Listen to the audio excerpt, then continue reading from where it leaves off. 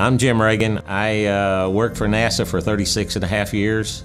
My first assignment was to come up with a watch that NASA could certify so the astronauts would have a watch they could use on the surface.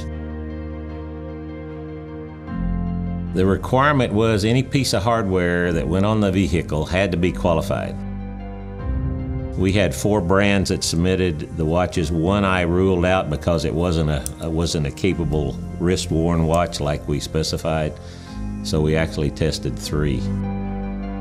There was 10 different environments that we had to test. It had to pass all 10. If it failed one, it automatically failed the watch. Actually, 2 of the watches got eliminated in the first test, which was a thermal vacuum test. Omega was the only one that passed all the testing. Even I was surprised that I could get any watch through those kind of environments, because the environments were really made for pieces of hardware you mounted on the vehicle and that type of stuff. The most extreme test you could do to a piece of hardware.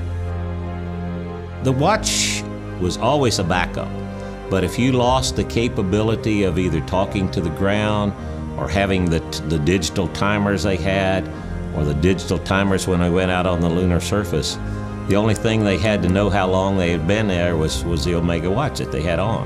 And so I was highly critical of making sure that it was done right. I probably serviced the watches more than they ever needed to be serviced. And where it paid dividends is Apollo 13.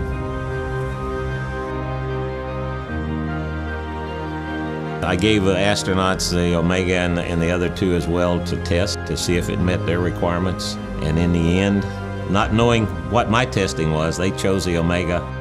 We were really happy. It made it easy to get certified to fly on NASA. Omega has an extremely good name with NASA. They've been the single contractor that's supplied hardware since the Gemini days through the shuttle and the space station days, is still flying a qualified Omega watch.